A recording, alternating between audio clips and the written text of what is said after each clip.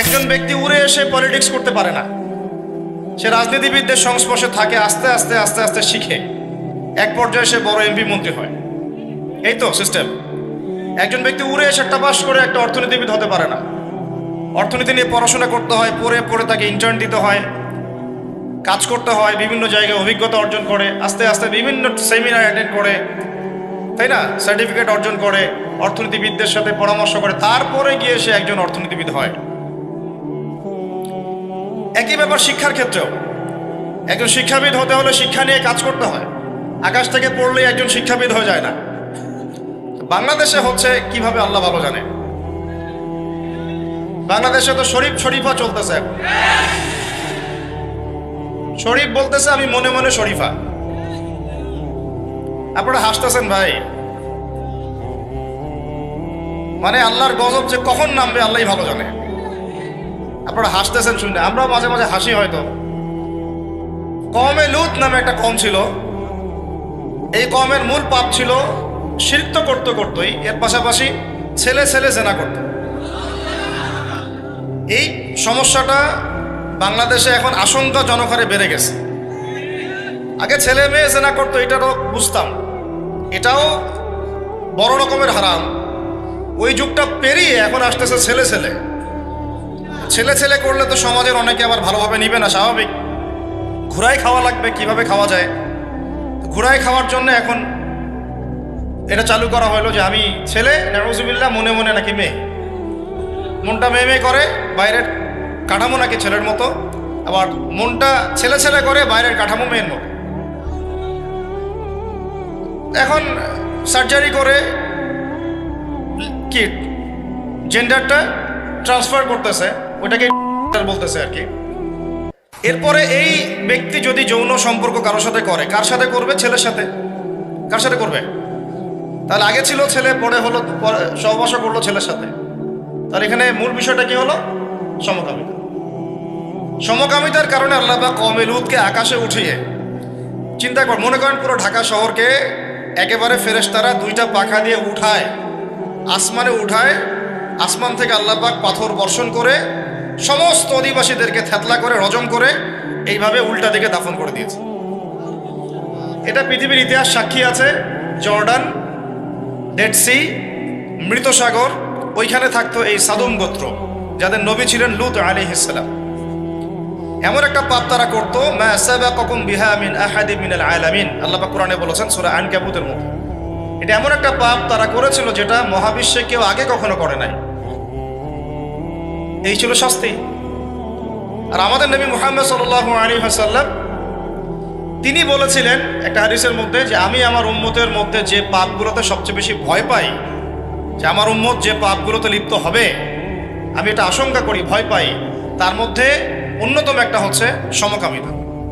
বলে নাউজুবিল্লাহ। আমাদের নবীজি এটা আশঙ্কা করলেন কিভাবে?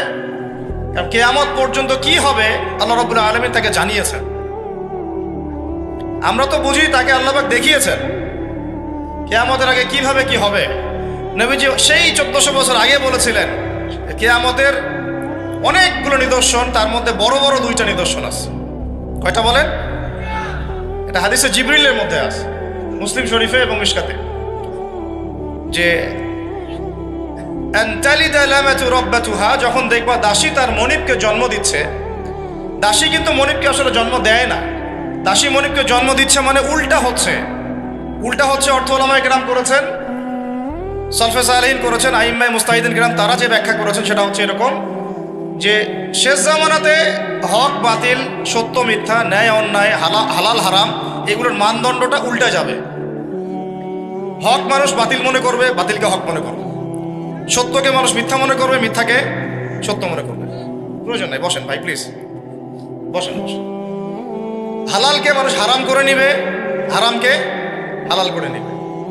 যেটা যে সত্যবাদী মানুষ তাকে বলবে মিথ্যাবাদী, যে চরম মিথ্যাবাদী ওকে মানুষ বলবে সত্যবাদী, যে খেয়ানতকারী ওকে বলবে আমানতদার, আমানতদারকে বলবে খেয়ানতকারী। আনতালিদা লামাতু রাব্বাতুহা, দাসী মনিবকে জন্ম দিবে। এটাও একটা অর্থ যে হক বাতিলের মানদণ্ড কি হবে? উল্টায় যাবে। কোরআন আমার সামনে না, একটা কোরআন নিয়ে আসেন প্লিজ কেউ একজন।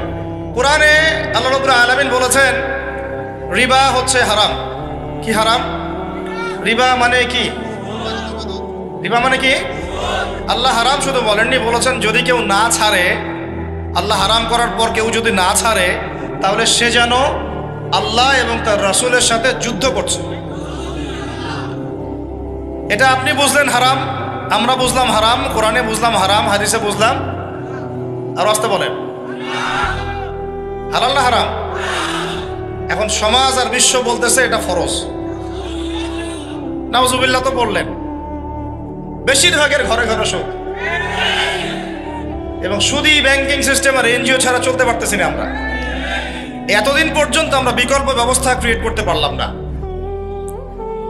সেই যে 1914 সালে প্রথম বিশ্বযুদ্ধ হলো, 14 থেকে 18, আর এই যে এখন 1924, 100 বছর হয়ে গেছে। অটোমান এম্পায়াররা হেরে গেল, ওদেরকে হারিয়ে দেওয়া হলো আর কি।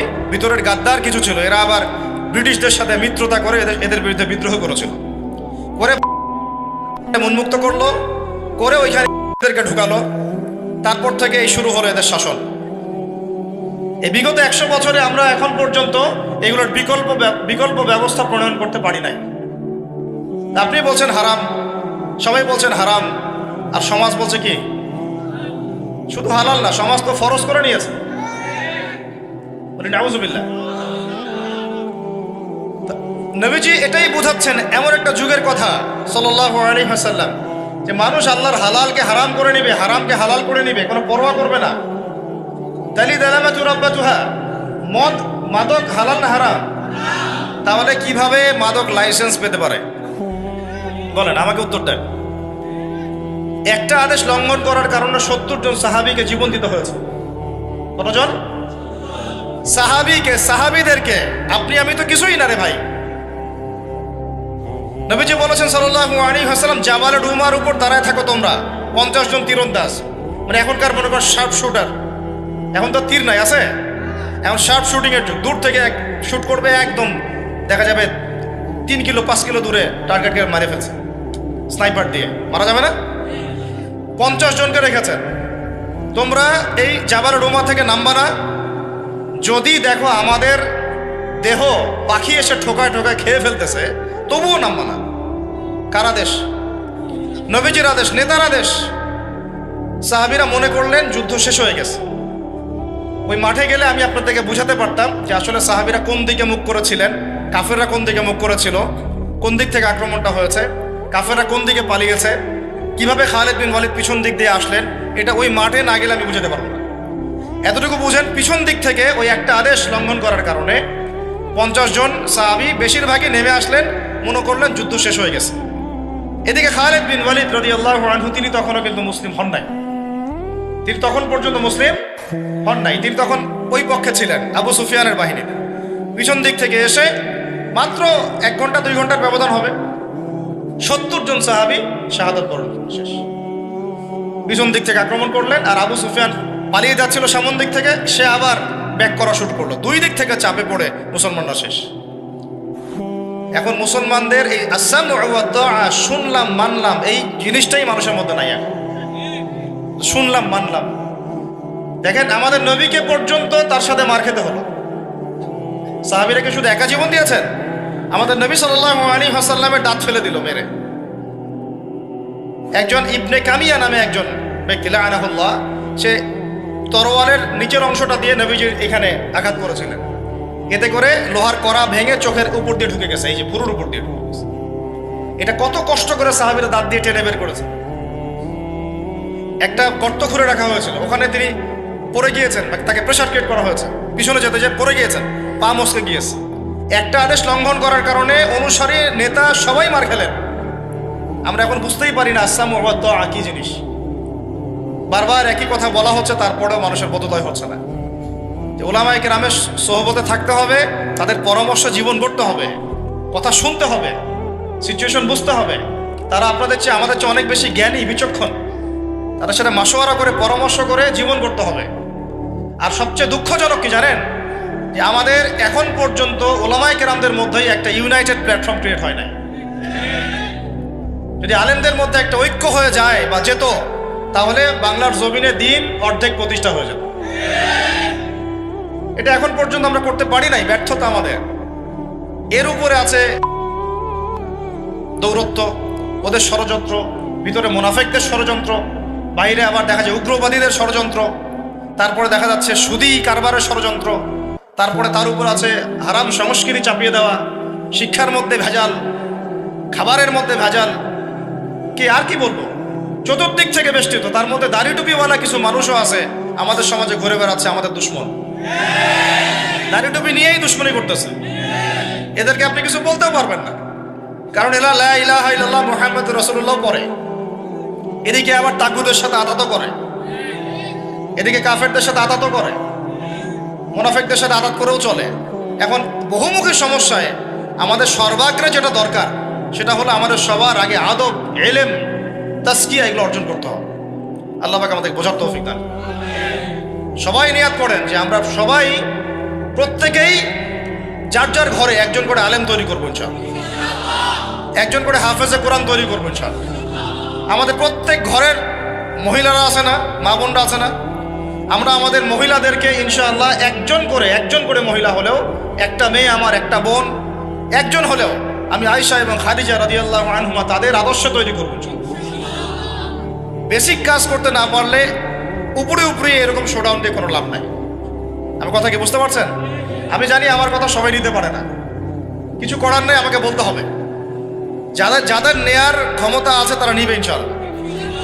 যারা মিসগাইডেড হচ্ছে বা ভুল পথে নিচ্ছেন তাদের প্রতি আমার কিছু বলার নাই। আল্লাহ হেদায়েত দান করতে হয়।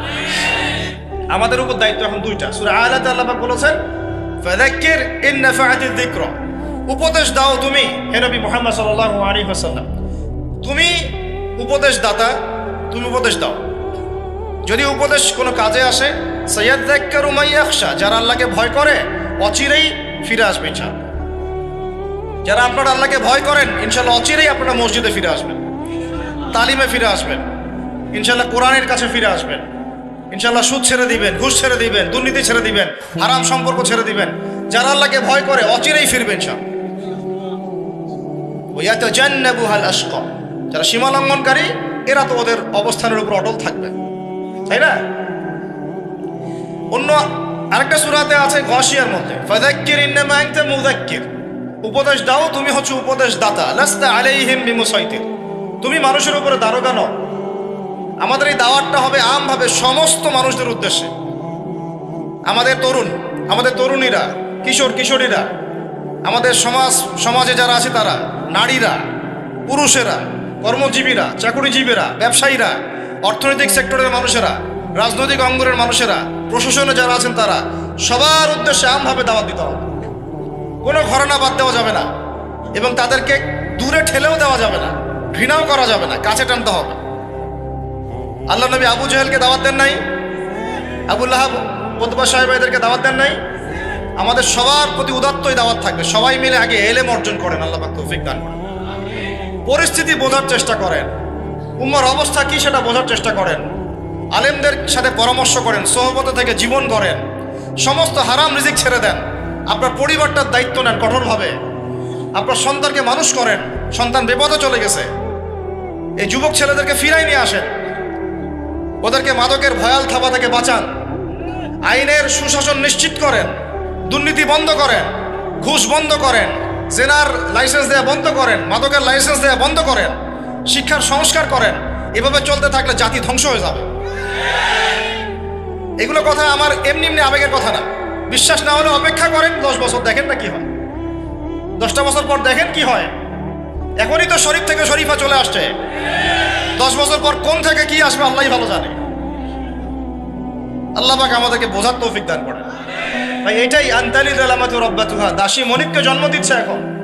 কে না জানে মাদক হারাম, তারপরে আমরা খাচ্ছি কেন লাইসেন্স দিচ্ছি? আরব বিশ্বে কেন লাইসেন্স দেওয়া হচ্ছে? সুদ হারাম কে না জানে, কিন্তু প্রত্যেকটা বড় বড় কান্ট্রির ব্যাংকিং সিস্টেম সুদভিত্তিক, আর অন্য যে কান্ট্রিগুলো তাদের সাথে রিলেটেড তাদেরও সিস্টেম সুদভিত্তিক। এই সুদভিত্তিক ব্যাংকিং সিস্টেমের আওতায় যারা এনজিও খুলবে বা বেসরকারি ব্যাংক খুলবে ওদেরকেও সুদ দিতে হবে। ওরা হতে আপনি যদি কোনো সুদী সমিতিও করেন আপনাকেও সুদ দিতে হবে। আপনি যেতেই পারবেন না বাইরে, এটা অক্টোপাসের মতো আপনাকে ধরে ফেলছে। এর থেকে বের হইতে হইলে মনে হয় কোন একটা পাহাড়ে গিয়ে একা একা থাকতে হবে, নিজের হাল নিজে চালাইতে হবে, নিজের ফসল নিজেকে উৎপাদন করে খাইতে হবে। এমনও কিন্তু হাদিস আছে, এটাও কিন্তু হাদিসে আসছে। এত ফিতনা ছড়াবে যে মানুষ ইমান বাঁচানোর জন্য নিরিবিলি কোনো জায়গায় একা একা চলে যাবে, থাকতেই পারবে না। আল্লাহ পাক আমাদেরকে বোঝার তৌফিক দান করেন। দেখেন এটা চলতেছে, এটা নবীজি দেখেন কিয়ামতের আলামত নিয়ে আমি কথা বলতে চাচ্ছি না আজকে। আমি বলতেছি যে সিচুয়েশনটা এমন যে ওই হাদিসের আওতায় চলে আসতেছে জিনিসগুলো। ওই হাদিসের মধ্যে আরও আসছে, নবী সাল্লাল্লাহু আলাইহি ওয়াসাল্লামকে আল্লাহ পাক এগুলো দেখিয়েছেন, জানিয়েছেন, ওহী নাযিল করেছেন। দেখো কিয়ামতের আগে আগে কি হবে। ওয়ানজারাল হুফাতাল উরাতাল আলাতা রিয়াশাই ইয়াতাতাওয়ালুনা ফিল বুনিয়ান। আমি জানি আপনাদের মধ্যে বেশিরভাগই হাদিসটা বুঝেন নাই অর্থটা, আমি অনুবাদ করে দিচ্ছি। নবীজি বলছেন যখন দেখবা, খুব ভালো করে বুঝেন, এটার সাথে বর্তমান এই বড় বড় সিটিগুলা, বড় বড় যে উন্নয়নশীল দেশগুলা, বড় বড় সভ্যতাগুলো এখন যে দাবি করতেছে, এদের সবার মিল আছে। নবীজি বলছেন সাল্লাল্লাহু আলাইহি ওয়াসাল্লাম, যখন তোমরা দেখবা যে নগ্ন পদের মানে পায়ে স্যান্ডেল কেনার টাকা ছিল না, এরকম গরিব, নগ্ন দেহের মানে গায়ে কাপড় পরার টাকা ছিল না, নগ্ন পায়ের নগ্ন দেহের রাখাল, রিয়াশাই মানে রাখাল, বকরির রাখাল, এই টাইপের মানুষেরা ইয়াতাতাওয়ালুনা ফিল বুনিয়ান। যারা আরবি বোঝেন তারা বুঝতে পারছে, ইয়াতাতাওয়ালুনা মানে বানাবে না, বরং তারা প্রতিযোগিতা করবে বড় বড় হাইলি কনস্ট্রাক্টেড বিল্ডিংসের, মানে উঁচু উঁচু অট্টালিকা নির্মাণের প্রতিযোগিতা করবে, বানাবে না। বরং বুঝলেন বিষয়টা, শুধু বানাবে তা নাই, 5 তলা 10 তলা 5 তলা 10 তলা এমন না, বরং এরকম 10 20 30 40, তোমার 10 তো আমার 20, তোমার 20 তো আমার 25, তোমার 25 তো আমার 30, তোমার 90 তো আমার 100। পুরো বিশ্বের বড় বড় কান্ট্রিগুলো ঘেটে ঘেটে ঘুরে আসেন, দেখে আসেন, অনলাইন থেকে ঘুরে আসেন, দেখে আসেন, সচক্ষে তৌফিক হলে দেখে আসেন। যাদের এক সময় এই অবস্থা ছিল যে পায়ে স্যান্ডেল পর্যন্ত পড়তে পারতো না, এরা এখন ইয়াতাতাওয়ালুনা ফিল বুনিয়ান। এখনো আমাদেরকে চোখ দিয়ে দেখাতে হবে যে আসলে আমরা আস্তে আস্তে কিয়ামতের দিকে ধাবিত হচ্ছি। কাদেরকে দেখাতে হবে? যাদের হৃদয়ের চোখটা অন্ধ, যাদের হৃদয়ের চোখটা কি অন্ধ। যারা বাইরের চোখ দিয়ে দেখেন তাদেরকে বুঝাইতে হয় এগুলা, যাদের অন্তরের কলবের চোখটা খোলা তাদেরকে বুঝাইতে হয় না, তারা এমনি বুঝতে পারেন। পৃথিবীর ইতিহাসে এমন কোনো সভ্যতা আসে নাই যখন ছেলেরা মেয়েদের পোশাক পরতো, মেয়েরা ছেলেদের পোশাক পরতো। আমি আপনাদেরকে চ্যালেঞ্জ করতেছি, খুঁজে দেখেন পৃথিবীর ইতিহাসে এমন কোনো সভ্যতা এর আগে আসে নাই। এখন যেগুলো দেখতেছেন এর আগে ছেলেরা মেয়েদের পোশাক পরে আর মেয়েরা ছেলেদের পোশাক পরে, আর মেয়েরা এমন পোশাক পরে রাস্তায় বের হয় যেগুলো পরেও তারা নগ্ন থাকে। এগুলো নবীজি আশঙ্কা করেছিলেন যে আমার উম্মতের শেষ দিকে এমন এমন কিছু দল আসবে, মানুষ আসবে, মহিলারা আসবে। দুটার কথা বলেছেন, একটা হচ্ছে নিসাউন কাসিয়াতুন আরিয়া, এমন মহিলার দল যারা কাপড় পরেও নগ্ন থাকবে।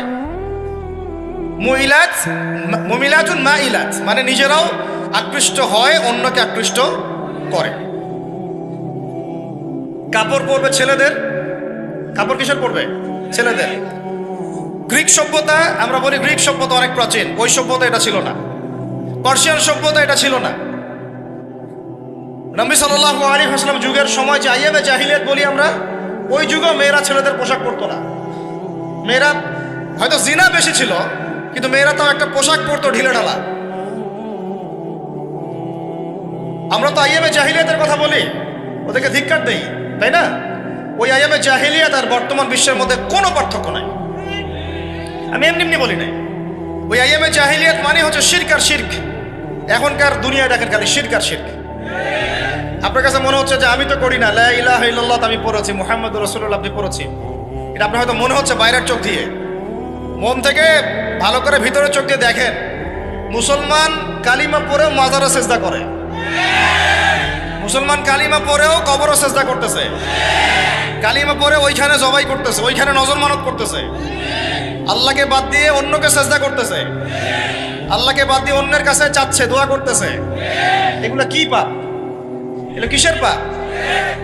এটা তো এতই সূক্ষ্ম পাপ যে মনে করেন আমি নামাজ পড়তে দাঁড়াইছি আর আপনারা 10 জন আমাকে দেখতেছেন, নাউজুবিল্লাহ, আর আমি মনে মনে চিন্তা করতেছি যে 10 জন মানুষ আমাকে দেখতেছে, আমি নামাজটা সুন্দর করে পড়ি। এইটাও এক প্রকার শিরক। এটাও কি? এটাকে শিরকে খফি বলে। এটা রিয়া এক প্রকার কি? শিরক। ফাওয়াইলুল লিল মুসাল্লিন আল্লাযীনা হুম আন সালাতিহিম সাহুন ওয়াল্লাযীনা হুম ইউরাউন। মানুষকে দেখানোর জন্য নামাজ পড়ে। আর এখন আমাকে বলেন, যদি কেউ আল্লাহর হালালকে হারাম করে নেয় আর হারামকে হালাল করে নেয়, এটা শিরক কুফর হবে না? হবে না? এখন কথা হচ্ছে, আমরা আইয়ামে জাহিলিয়াতকে গালি দেই, ওই শিরক এখনো বের হয় নাই। আর এটা তো ধর্মীয় অঙ্গনের কথা বললাম। আমাদের অর্থনীতি পুরাই শিরকের উপর দাঁড়ায় আছে। বলবেন যে ভাই কিভাবে? অনেকগুলো কারণ। এটা নিয়ে লেকচার দিতে হলে আমাকে ইকোনমিক্সের উপর আলাদা লেকচার দিতে হবে, যে ইকোনমিক্সের মধ্যে কি কি সমস্যা। একটা খালি বলি তাহলে বুঝবেন যে শিরক আছে কি নাই। একটা বলি, খালি একটা। এমনি তো বুঝেন রিবা হারাম, বুঝেন না রিবা হারাম? রিবা মানে মায়ের সাথে জেনা করা। রিবা মানে কি বললাম বলেন? মায়ের সাথে। আমরা সবাই মায়ের সাথে জেনা করি এখন, নাউযুবিল্লাহ। ইল্লা মাশা আল্লাহ, আল্লাহ পাক খাস করে কিছু বান্দাকে বাঁচাইছেন তারা বাদ দিয়ে। বেশিরভাগই কে না সুদ খায়। ওই যে বললাম, বিল্ডিং নির্মাণের প্রতিযোগিতা করবে। কিভাবে একটা মানুষ যার গায়ে কাপড় ছিল না, পরনে পায়ে স্যান্ডেল ছিল না, সে কেমন করে 100 তালা উঠাইতে পারে, কেমন করে 10 তালা উঠাইতে পারে, কেমন করে 20 তালা উঠাইতে পারে। রাস্তা মাত্র 2টা থেকে 3টা। 1, সে অন্যায়ভাবে সম্পদ অর্জন করতেছে। 2, সে সুদের লোন নিয়ে এটা করেছে। 3, সে মানুষের হক নষ্ট করেছে। এত সহজ হালাল পথে 20 তালা উঠানো? এত সহজ? চিন্তা করা যায়? তো এখন আমি যেটা বলতে চাচ্ছিলাম, যে আমরা তো আইয়ামে জাহিলিয়াতকে গালি দিচ্ছি, ওই শিরক ইকোনমিক্সেও আছে, ওই শিরক আপনার শিক্ষার মধ্যে ঢুকছে, ওই শিরক আপনার পলিটিক্সে ঢুকছে, ওই শিরক আপনার ব্যক্তি জীবনে ঢুকছে, ওই শিরক আপনার পরিবারে ঢুকছে, ওই শিরকই আপনার সংস্কৃতির মধ্যে ঢুকছে। আবার সেম শিরক ঢুকছে আপনার এই কি বলবো ধর্মীয় অঙ্গনের মধ্যে। এই যে 7টা জীবনের ক্ষেত্র, প্রত্যেকটা ক্ষেত্রে শিরক ঢুকছে। ধর্মীয় অঙ্গনে কয়েকটা তো বললাম। এখন বলবেন যে সংস্কৃতির মধ্যে শিরক কোথায়? এটা নিয়ে আমার সাথে বসতে হবে বোঝাতে হলে। মুসলমানরা শুভ অশুভে বিশ্বাস করে। এই দিনটা আমার জন্য শুভ, এই দিনটা আমার জন্য অশুভ। সংস্কৃতির নামে আজকে আপনারা অনেকেই সবাই না, জড়বস্তুর পায়ের তলে পুষ্পস্তবক অর্পণ করছেন না? শিরক, এটাও শিরক। এগুলো সবাই বলবেন, আমি বলে দিচ্ছি আপনাদেরকে। সবাই এগুলো বলবে না হয়তো, আমি আপনাকে বলতেছি শুনেন। মোমবাতি জ্বালাইছেন, মোমবাতির সামনে মাথা ঢুকাচ্ছেন, শিরক করতেছেন। একটা দিবসকে শুভ অশুভ মনে করতেছেন, যে এই দিবসটা আমার জন্য শুভ, এইটা আমার জন্য অশুভ, শিরক হয়ে যাবে। কেউ যদি বলে শুভ জন্মদিন, শিরক হয়ে যাবে। বুঝতে পারেন নাই? ওই দিনে যে শুভ না ওই দিন না অশুভ আপনি জানলেন কিভাবে? কিভাবে জানলেন? কেউ যদি মনে করে যে ফিতা কাটলাম, পায়রা উড়াই দিলাম, এতে করে আমার এই কাজটাতে বরকত হবে, শিরক হবে। কি হবে? সে অনেক ক্ষেত্র আছে রে ভাই, কিভাবে বোঝাবো? দুজন ব্যক্তি যাচ্ছেন একটা গ্রামের মধ্য দিয়ে। গ্রামের লোকরা মূর্তি পূজারি। কি পূজারি? এটা তো শিরক, আপনারা বুঝেনি, জানেনি। মুসলমানরা মূর্তি পূজা শিরক বোঝে, কিন্তু কবর পূজা শিরক বোঝে না। কথা বুঝতে পারছেন? মুসলমানরা এই শিরকগুলো বোঝে। তাগুতের আনুগত্য করাও যে শিরক, এটাও বোঝে না। কারণ ও আল্লাহর বিধান বাদ দিয়ে অন্যের বিধান চাপাই দিচ্ছে। তখন আমি আবার তার আনুগত্য করতেছি, তাহলে আমি আল্লাহর বিধানকে পাশ কাটায় চলে গেলাম, এটাও শিরক হয়ে গেল। এখন ওটা তো কুফরি। আল্লাহ পাক তাগুতকে অস্বীকার করতে বলেছেন। সূরা বাকারার আয়াতুল কুরসির পরের একটা পড়েন, 256 নম্বর একটা পড়ে দেখেন। রেফারেন্সটা দিয়ে দিলাম, বাসায় গিয়ে পড়েন। আল্লাহ পাক বলেছেন, ওয়া মান ইয়াকফুর বিত-তাগুতি ওয়া ইউমিন বিল্লাহি ফাকাদ ইসতামসাকা বিল উরওয়াতিল উসকা। যে ব্যক্তি তাগুতকে অস্বীকার করলো এবং আল্লাহর প্রতি ঈমান আনলো, তাগুতের সাথে কুফরি করে আল্লাহর প্রতি ঈমান আনলো, সে এমন শক্ত হাতল ধরেছে যা কখনো ছিঁড়ে যাবে না। আল্লাহ পাক আগে কুফরি করতে বলেছেন তাগুতের সাথে, তারপরে ঈমান আনতে বলেছেন। আমরা ঈমানও আনি, এখানে তাগুতের সাথে আপোষও করি। দেখেন নবী সাল্লাল্লাহু আলাইহি ওয়াসাল্লাম দাওয়াত দিয়েছেন আবু জাহেলদেরকে, কাউকে তেল দেন নাই। কথা বুঝাতে পারতেছি না? তিনি দাওয়াত দিয়েছেন, দাওয়াত, কাউকে তেল মারেন নাই। নিজের দুনিয়াবী স্বার্থ উদ্ধারের জন্য তাদেরকে ব্যবহার করেন নাই। এখন দাড়ি টুপিওয়ালা কিছু মানুষ তাগুতকে ব্যবহার করতেছে অন্য মুসলমান ভাইয়ের ঘাড় ভেঙে খাওয়ার জন্য। বুঝবেন, আরো দিন যাক বুঝবেন। কথায় আসি, সংস্কৃতির এগুলো তো শিরক হয়ে যায়। আপনি শুভ অশুভ বলতে পারবেন না, বরং বলতে হবে কি জানেন, মনে করেন আপনার হাত থেকে একটা কিছু পড়ে গেছে বা সামনে দিয়ে বিড়াল হেঁটে গেছে, আপনি যদি মনে করেন যে এটা অশুভ, একটু বসে যাই, মুশরিক, শিরক হয়ে যাবে, শিরকি কাজ হবে। আপনাকে ওই সময় বলতে হবে আল্লাহুম্মা, আমার সাথে বলে আল্লাহুম্মা লা তায়রা ইল্লা তায়রুক ওয়ালা খায়রা ইল্লা খায়রুক ওয়ালা ইলাহা গায়রুক। মানে আল্লাহ, তোমার দেয়া অকল্যাণ ছাড়া কোনো অকল্যাণ নাই, তোমার দেয়া কল্যাণ ছাড়া কোনো কল্যাণ নাই, তুমি ছাড়া কোনো ইলাহ নাই। এটা হলো মুমিন মুসলমান, এটা তাওহীদবাদী মানুষের কথা। তো ওই দুই বন্ধু যাচ্ছে, এলাকার লোক মূর্তি পূজারী, বলছে যে আমাদের এখানে পূজা হচ্ছে, মেলা হচ্ছে, কিছু উৎসর্গ করে যাও। কি করে যাও? ও যে বলি উৎসর্গ করে যাও, আপনারা যে নজর মানত করতেছেন মাজারে, উৎসর্গ করে যাও। এখন একজন বলছে আমি জীবন গেলেও কিছু উৎসর্গ করব না, আমি আল্লাহকে বিশ্বাস করি, আল্লাহ আমার সালাত, আমার কুরবানি কি কার জন্য, আমার জীবন আমার মরণ কার জন্য? ইন্না সালাতি ওয়া নুসুকি ওয়া মাহইয়ায়া ওয়া মামাতি লিল্লাহি, আল্লাহ বলছে ফাসাল্লি লিরাব্বিকা, তুমি তোমার রবের জন্য নামাজ পড়ো এবং কুরবানি করো, আমি কখনো এইখানে কুরবানি করবো না। এখন তারা ধরছে, না করলে মেরে ফেলাবো, না করলে কি করবো? ওই যে বাতিলের তো একটা অস্ত্র আছেই, ক্ষমতা কি আছে, বা ঠিকঠাক মতো আমার মতো না চললে দিব একদম মেয়েরা, সব জায়গায় ছেড়ে দেয়, নাহলে সবাইকে মেরে ফেলাবো, আছেই তো একটা অস্ত্র। এরা তো আর দলিল দিয়ে বা ন্যায় অন্যায়ের মানদণ্ড দিয়ে, সততা দিয়ে তো জিততে পারে না। অথচ আল্লাহ নবী সাল্লাল্লাহু আলাইহি ওয়াসাল্লাম মানুষের মন জয় করেছিলেন কি দিয়ে? সততা দিয়ে, তাওহীদ দিয়ে, সুন্নত দিয়ে, সুবহানাল্লাহ, তার আখলাক দিয়ে। তিনি কি কারো উপর জোর করেছিলেন? ভয় দেখাইছেন কাউকে? কাউকে টাকার প্রলোভন দিছেন? দেখেন, এখন ওই বন্ধু একজন বন্ধু বলছে আমি দিব না, তারা বলছে যে একটা মাসি হইলেও দিতে হবে। তো সে বলছে আমি একটা মাসিও দিব না। তাকে হত্যা করা হলো। নবী সাল্লাল্লাহু আলাইহি ওয়াসাল্লাম বললেন এই ব্যক্তি জান্নাতে আছে ইনশাআল্লাহ। আরেকজনকে ধরা হয়েছে, তাকে বলা হচ্ছে একটা মাসি হলেও দিতে হবে। প্রথমে সে বলছে আমি কিছুই দিব না, পরে বলছে ঠিক আছে দিচ্ছি। একটা মাসি আর এমন কি, দিলে যদি পার পেয়ে বেঁচে যাওয়া যায়, পরে তওবা করে নিব। হেকমতের দোহাই, আমরা বলি না অনেক সময় হেকমত কি করতেছে এখানে? হেকমতের দোহাই দিয়ে আমি পার পাওয়ার চেষ্টা করতেছি। হিকমত, এখন তো এই যুগে আর ওইসব বলা যাবে না রে ভাই, হিকমত খাটায় কথা বলেন। মিষ্টি মিষ্টি মশালায় একদম অনলাইন গরম, যেগুলা মানে বেসিক কথা, শেকড়, এগুলো নিয়ে কোনো আলাপই নাই। হ্যাঁ, কেউ খালি ফজিলত বয়ান করে ইসলাম প্রতিষ্ঠা করতে চাচ্ছেন, কেউ শুধুমাত্র দেখা যাচ্ছে কি বলবো সৎ কাজে আদেশ করে ইসলাম কায়েম করতে যাচ্ছেন, কেউ মাঝে মাঝে সমাজ কল্যাণমূলক কিছু কাজ করে ইসলাম কায়েম করতে যাচ্ছেন। আসলে ইসলাম কায়েম হবে শুধুমাত্র একটা সুন্নতে, সেটা হলো সিরাতুন নবী সাল্লাল্লাহু আলাইহি ওয়াসাল্লাম। নবীর সিরাত, নবীর জীবনী, ওইভাবেই দিন কায়েম হবে, অন্য কোনোভাবে দিন কায়েম হবে না ইনশাআল্লাহ। ওই সিরাতের মধ্যে দাওয়াত ছিল, ইলমের মেহনত ছিল, তাসকিয়া ছিল, মার এসেছে, সবর ছিল, প্রয়োজনে হিজরত করতে হয়েছে, তারপরে মদিনায় গিয়ে প্রয়োজনে ইসলামী রাষ্ট্র কায়েম হয়েছে, তারপরে গিয়েছেন বদরে, তারপর উহুদ, তারপর খন্দক, তারপরে এইভাবে হুদাইবিয়া সন্ধি, তারপরে যে খায়বার সাথে যুদ্ধ, বনু কুরাইজা, বনু কাইনুকা, বনু নাজির, পরে আস্তে আস্তে মক্কা পুরোটা বিজয় হয়েছে। ওই পবিত্র বৃক্ষের উপর দ্বারাই আমরা ফল খাচ্ছি এখন।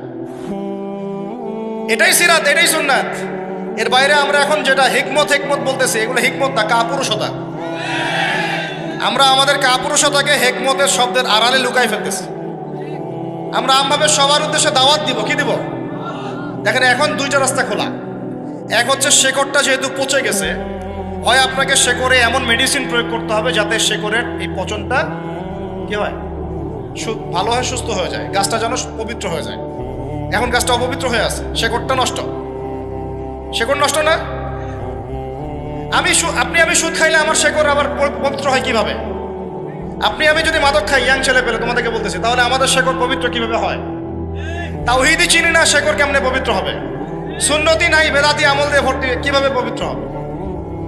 হালাল হারামের পরোয়া করি না, জেনা ব্যভিচার ছড়াচ্ছে, সমকামিতা ছড়াচ্ছে, ট্রান্সজেন্ডার ছড়াচ্ছে, তাহলে শেকড় কেমনে পবিত্র হয়? তাহলে এখন দুটো উপায়, হয় ওই শেকড়ে এমন মেডিসিন পুশ করা যাতে